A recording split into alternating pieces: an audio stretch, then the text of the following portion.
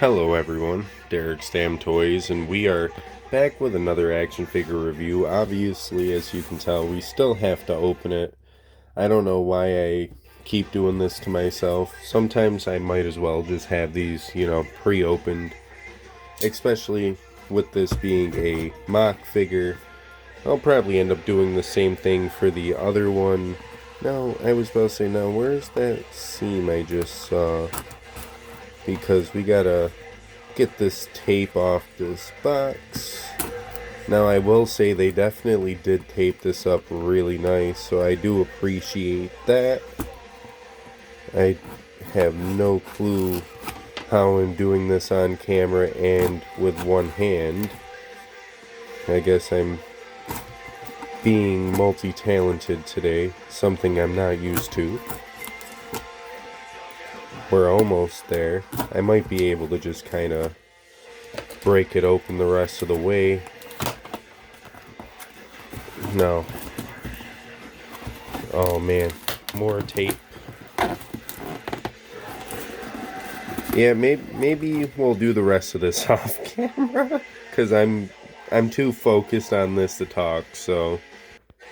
Alrighty, now that we've got the figure out of the box, I might just kind of cut part of that out. I'm not even gonna lie, so if you don't know what I'm talking about, I did my job. If you do, well, I was too lazy to do my job. But today we've got the Unrivaled Series 13, Darby Allin. Now this is kind of similar to the very first Darby Allin, I would at least say, kind of comparing the shorts and stuff, and we may get into that comparison as I do own it, but there is obviously some nice new things about this, along with a couple of things that look fairly similar. Taking a quick little gander on the bullshit on the box, all the figures in this wave are fairly cool. I wouldn't mind getting some more of them. Obviously, if you don't watch the channel too much, this is the first one from Series 13 I actually have. I wouldn't mind getting the Blade, Butcher, and the Bunny. Wouldn't mind getting Danhausen. Wouldn't mind getting Wardlow. You know, I wouldn't mind just getting the whole series, but probably won't, I'll be honest with you. But yeah, with all that being said, why don't we get this figure out of his plastic prison so we can maybe do a little bit of figure comparisons along with review the figure. Now that we've gotten the Darby Allin out of his plastic prison, let's go over some of the accessories, shall we? Now, first things first is this awful fucking rubber jacket. I can't stand these Darby Allin jackets, I really can't. If you watch my Fed, you would know I do not use the Darby Allin jacket. If anything, if I still have it out, I guess I do. Because I did use Darby in the tag team tag team elimination tables match. I don't know why I couldn't concept the matchup there. It's probably because I just got done filming the main event. If you haven't watched that, I definitely recommend you go watch it. But this is the jacket I tend to use for Darby. It's actually the Elite 13, maybe a little bit later on, but it was the undashing Cody Rhodes when he had the face mask and stuff like that. That's the accessory I tend to use for Darby there. He's also got two different sets of hands. One set of hands I definitely really like just for this factor. Here he's got his hand tattoo going underneath the glove or the wrist tape, whatever you want to call it. Because they put it so fine on the hand, it just looks like a glove to me, but his tattoos pierce underneath it. Yeah, if the camera would focus, you could also see his free hand tattoo up in there, as the other hand tattoo does say drug, as he is drug free, just not adrenaline free, I guess you could say. And of course, looking at the set of fist hands, same detail up in there. Pretty nice set of hands. I don't know why my camera won't focus, but what's weird is these hands are actually sculpted with the wrist tape.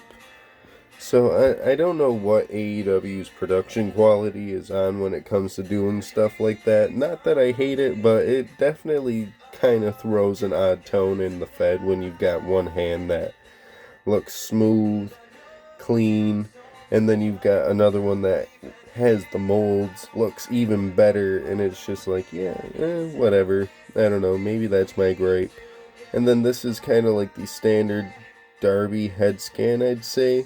It's not necessarily the original head scan, but I definitely enjoy the way it's painted up and stuff. The hair is definitely more blonde, kind of like the original figure, or like the first Darby Allin figure.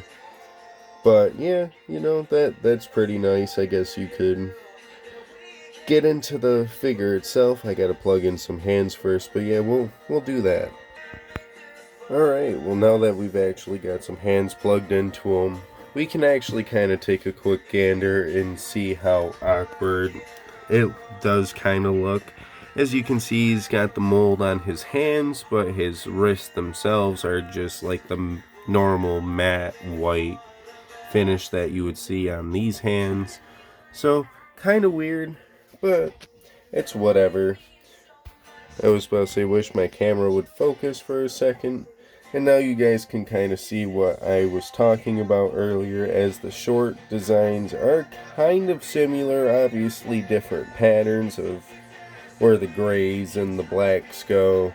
And this gray is actually like a tone or two lighter compared to the new Darby Allin here. Along with this Darby not having really any of his more modern tattoos, as this one has his whole sleeve. It's also got his spine tattoo on his back. Of course, no like collarbone tattoo. And that's actually kind of something I never noticed originally reviewing this. Unless it's somewhere else. Oh, yeah, it's somewhere else. It's underneath the necklace. Okay. So, they put the tattoo in the more appropriate spot on the newer releases, and this one's just like a little bit lower, I guess. Maybe not, and I'm just kind of, oh yeah, no, those are definitely in different spots. I think these two are more like closer to each other than this one, but maybe that's just me. Maybe his spine grew an inch when he got the back tattoo done, but it's got most of his like updated tattoo work.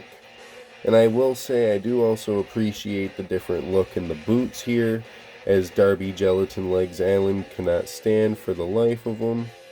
I have that problem sometimes when it comes to the Darby figures. It's not the worst thing in my opinion, but it's definitely something to note. Also something to note here, I think I'm kind of noticing, maybe not on this one, I don't know, but it kind of looks like the necklace on the new one is definitely shinier compared to like the first one and stuff of that nature, so that's kind of a neat detail. This head scan, it's not too bad looking from the front. One thing I will say though is I do not like how the hair sculpt is different.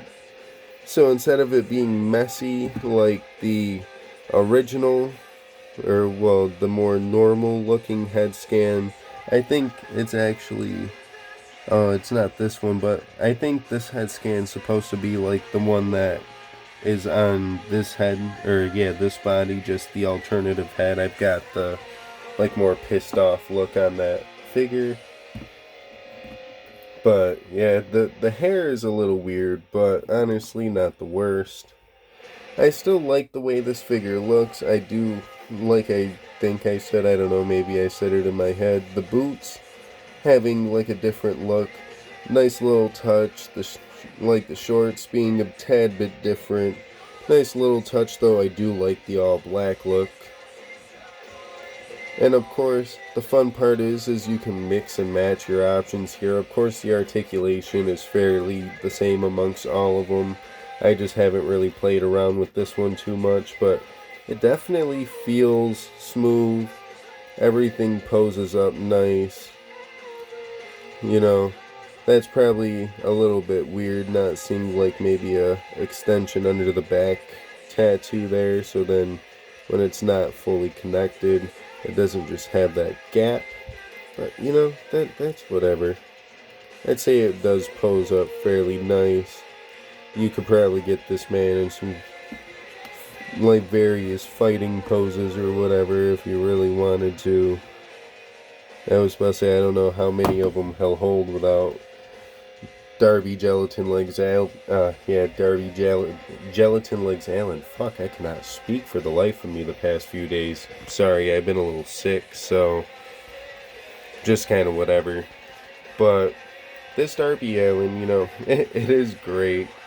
I do like the little differences as he's like evolved throughout his career, and the tattoos and the different face paints and stuff like that. I also like on how the face paints tend to look a bit more like, I can't really say like realistic compared to the like first one to now, but I like how the paint gets like deeper and darker, and it doesn't just look so faded like this one does. Like he looks like he's barely got any face paint on his face, but it's like still there. You've got the more prominent white.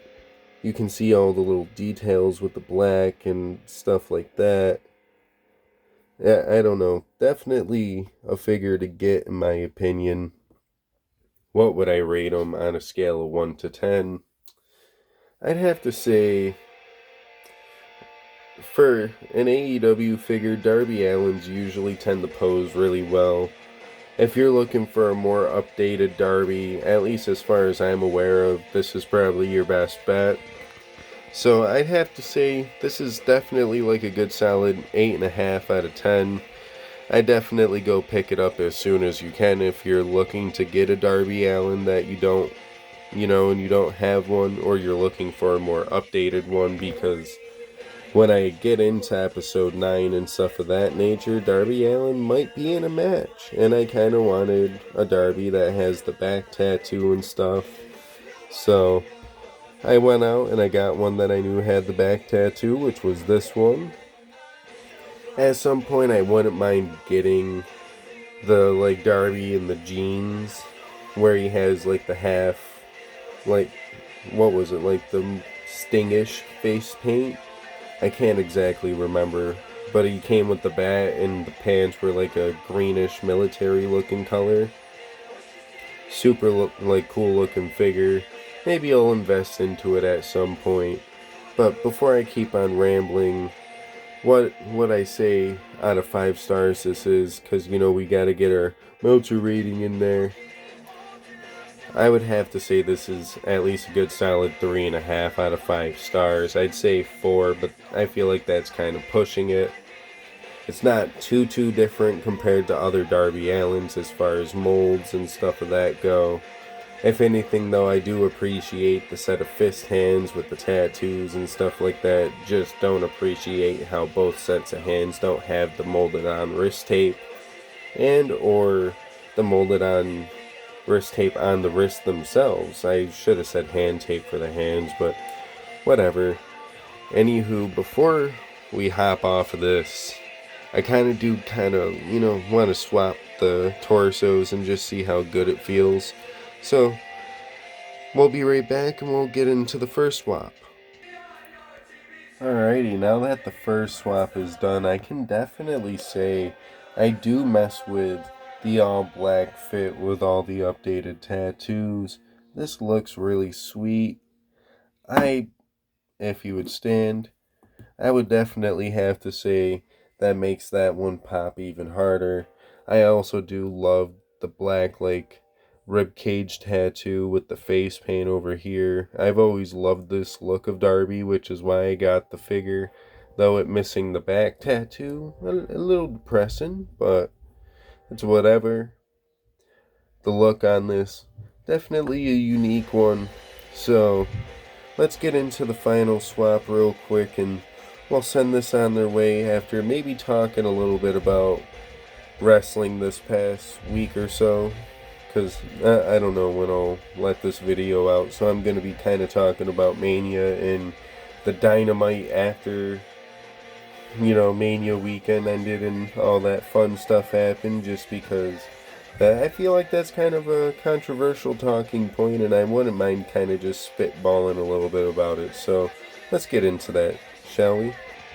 And now for the second swap, we'll get into that one after anyways. The look of the very first Darby Allin figure, along with the updated tattoos and stuff, I do definitely appreciate being able to do this. Of course, with the new look compared to the old look, you've got the differences in the boots and the differences in the gray, plus the pattern on each shorts. Plus tattoos are missing and the face paint doesn't look as good in my opinion. With all these new updates to it, I don't know, maybe it is different, but I think the torso might also be a little bit different. I don't know, you can tell me. I don't necessarily see too much of a height difference amongst them, so maybe I'm just tripping on the torso, but this one does look a tad bit taller than it should, but that could also be with how I have them posed up and stuff compared to this one. I don't know. Maybe it's just me. Maybe it is a new torso. I can't really tell. But he falls again. And on that note, let's talk a little bit about Mania. I don't know how you guys enjoyed Mania. I've watched some very funny clips where this guy threw his Roman Reigns cardboard cutout at his camera and stuff. He was live streaming his reaction. It was kind of funny. I've been just kind of seeing the community's reaction to Mania, and honestly, my thoughts on Mania was, it was really great night 2 wise. We'll get into that after, but the first night, there were a couple of things that were just I don't know necessarily where they were going with it. Maybe I just didn't really think about it in the moment, but after seeing Raw, SmackDowns tonight, it's definitely kind of been interesting. We've got new Raw and SmackDown Tag Team Champions. I think everybody knew we were getting R-Truth and The Miz as one half of those. I don't know if I really foresaw Grayson Waller and Austin Theory, but hey, you know what? They're not terrible as a tag team. I kind of like the shtick they got going. I don't know if I really would have made them tag team champions, but maybe it'll just kind of be hey, you guys have been doing a great job. Here you go. Quick month goes by. Boom. But maybe not. Maybe so. I don't know. Anywho, on to the next thought. With night 1, I did like the opener, Rhea Ripley versus Becky Lynch. That was definitely a interesting way to start off the show. I wasn't necessarily expecting them to start off the show with that. I kind of thought the tag match that we just talked about was going to be the opener, but that match definitely hit in my opinion. Conveniently enough, I think the song I used for Seth Rollins on the pig fed is playing. That's kind of funny. Anywho, wink wink, nod nod, go watch that, it's up. I'm trying to remember some of the other matches that were on night 1 without having to stop the video and go look in. I know Gunther and Sami Zayn was definitely a great match. I wasn't expecting the ending for it though. I kind of thought we were still going to get Ring General on top, but a new era. Don't mind Sami Zayn being a mainstay in that if he has a long title run. Maybe he'll keep it till SummerSlam and lose it to Chad Gable. Never know. There's a whole little story being told there, and we'll see when that time comes. Of course, we had the big tag match between Rock, Cody, Roman, Seth. We're not going to get into that just yet, though, because I do remember, if I recall correctly, wasn't the 6-man Philly tag team street fight thing on night 1? If it wasn't, well, we're going to talk about that first anyway, just because it was kind of one of the less expected bangers on the card. maybe it wasn't your forte. Maybe Bubba Ray Dudley or Bully Ray coming out being special guests like referee wasn't your forte. Maybe him just kind of calling the action in the middle of the match the way he did wasn't your forte. I don't know. It kind of popped me a little bit. I'm a bit of a ECW mark, so to say that I got to see Bubba Ray Dudley special guest referee a 6-man tag at Mania just sounds so odd, but what a time to be alive, I guess you could say. Wrestling's actually kind of having like unique moments. And it's not just Roman Reigns on top having iffy-ish quality matches. But with that being said, though, I really can't remember any other match that happened on night one besides the main event tag match. Still a banger of a match. You can tell Rock, he's kind of using a bit more of a unique way of going about matches. You can tell he's a little bit older. He's not the same Rock that we used to see. It's not hard to see it. But he still did a really good job, in my opinion. Roman Reigns and him picking up the win, giving that night 2 match an added just extra aura feeling of, are they really thinking about screwing Cody here? Maybe you didn't think of it that way, but my overthinking brain, just thinking about potential storylines they could tell, especially with some of the rumors going around, like Jacob Fatu debuting and stuff. Who knows?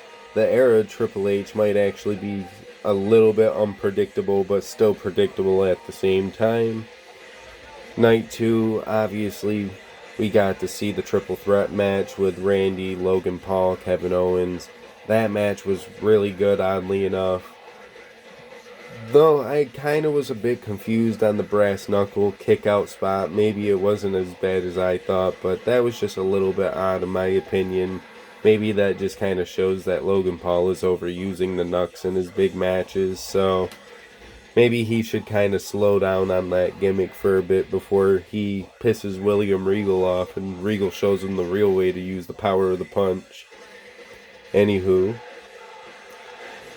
you've got the 6-woman tag match that happened on night 2, if I recall correctly. Oh, wait, am I actually thinking that's from night 1? That might have also been on night 1, too. Honestly, I really can't remember. It's been a few days. I'd actually have to, go and rewatch it or look it up. But that 6-woman tag match, it wasn't bad. Kind of figured it was going the way it was going to go. Obviously, they want to push Jade to the moon. I'm not the biggest fan of Jade. I think she's just kind of like the modern day Chyna, but still a little too green to be getting this big of praise just yet. But I don't know, maybe you want to say I'm hating. I want to see her get a little bit better before we start praising Jade's whole move to WWE, because in my opinion her AEW run really wasn't that great. Her coming to WWE, not gonna make much of a difference until I see the difference. And that's just like Sasha Banks. Never been the biggest fan of Sasha, but you know what? She has her moments. It's whatever. Anywho, I'm just trying to think of some of the other matches that happened on night 2. I really can't remember exactly everything. We've got LA Knight versus AJ Styles. That was quite a banger itself. Maybe a little bit, maybe a little too long for some people. I don't know exactly, but I think it went the right amount of pace. I can't wait to actually be able to hear AJ Styles' new theme without the crowd, over chanting on top of it, because I thought it sounded pretty decent, but you couldn't really hear it too well because the Mania crowd was going wild for AJ, along with LA Knight. And you know what? They deserve it. AJ being the vet that he is, LA Knight kind of being a vet in his own sense, but not a vet for WWE, just an indie vet in general. I'd say that was a good banger, and honestly, before I keep on rambling my ear off, I know we had Io Sky and Bayley as well. Not gonna talk too long about it. I think it was good. I could have seen it going either way. Don't have much to say about it though. I think they pulled the right trigger though, and letting Bayley have her moment. But I don't see it lasting very long. Maybe that's just me. Anywho, though, let's get into that main event and then we can log off really quick because this is already almost a half an hour. So, Jesus, this is going to be a review / Mania review in a sense. We've got the Cody Rhodes main event. Him finishing this, like, big story he's been trying to finish. All the little interference spots and all that kind of stuff. It was actually kind of like the right moment to use all that kind of, like, interference. You have Cody having the help from Cena, having the help from Taker, having the help from Jimmy, from Jay. Roman having the help from the Bloodline, of course. Rock, Solo, Jimmy.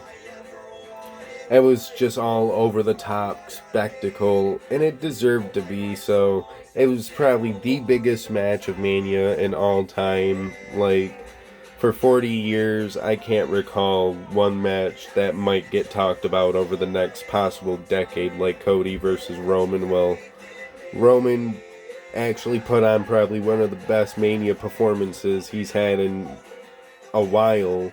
And of course, that comes with the crowd not just casually hating on him because he's being shoved down their throats. Like, he was able to put on a good performance in front of fans who actually respect him now.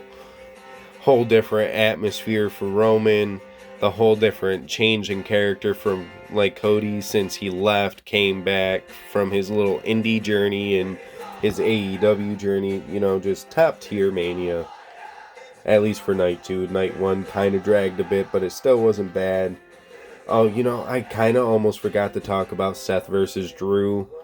That was a nice little banger. I think they told the story they needed to tell. And then Damian cashing in after CM Punk beat the shit out of Drew after the match. Chef's little kiss there. Let's stop talking about that. We've got about 4 more minutes left, so I'm going to talk to you guys about what I watched of Dynamite, because I'll be honest, I watched like the first half an hour and I shut it right off. I was not feeling it.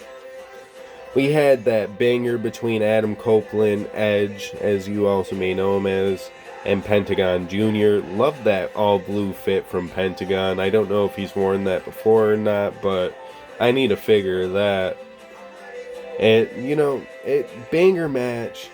I don't have much to say. That finish, though, was fucking crazy. The next segment after it, though, the segment everybody's been talking about, the segment I will definitely not be showing footage of because AEW is copywriting heavy that shit. We've got the AEW All In London footage between Punk and Jack Perry, which ultimately did nothing but make the company look like petty bitches. That's all it really did, in my opinion. You really tried to use it to make a storyline between the Young Bucks and FTR, and you did it in such a piss poor way, it honestly wasn't even funny. I almost would have appreciated if they would have tried to, like, draw on their beards or whatever to make it look how they did in London, and have FTR, like, attacking them before the match or whatever, but in, like, mask or ponchos or some stupid shit. I don't even care what they dressed in. They could have dressed in the fucking conquistador outfits, all gold fit, baby. I don't care.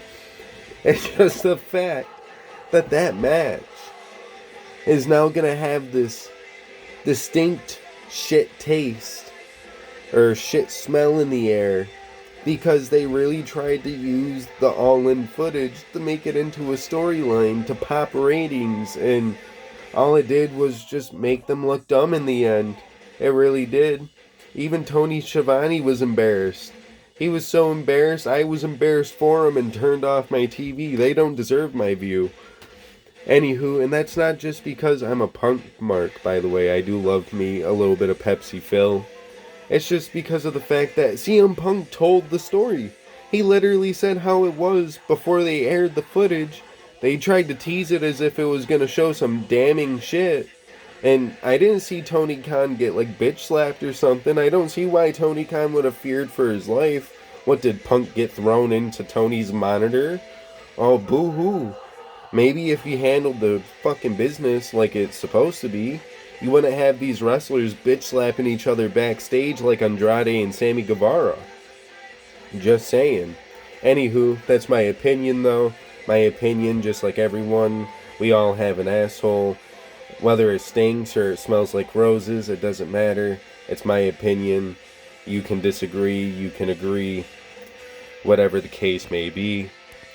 On that note, though, if you like the video, feel free to like the video. This is quite a fucking long one today. I didn't expect to rant about AEW, let alone talk about Mania for so long, but I guess now you guys can hear my opinions as well, and thank you for staying tuned in this long, I guess you could say. If I missed anything from the Mania card that you would like to remind me of in the comments, feel free to do that as well. And honestly, my normal intro is not being done today. If you would like to, feel free to subscribe. After all, it is free to subscribe. We do other action figure reviews and stuff of that nature along with the pig fed, which is why the arena looks so messy. I'd show everything off, but then I might reveal who came out at the end. Oh, I kind of forgot to do a little comparison with Sting there, so now you can see that. Anywho, I really don't care about the rest. I'm a little tired. This is kind of driving me nuts. So, I hope you guys have a good rest of your day, night, evening, whatever time of day you're watching this. I don't know. I'm not in your time zone. And nor do I want to be. I don't know. Maybe.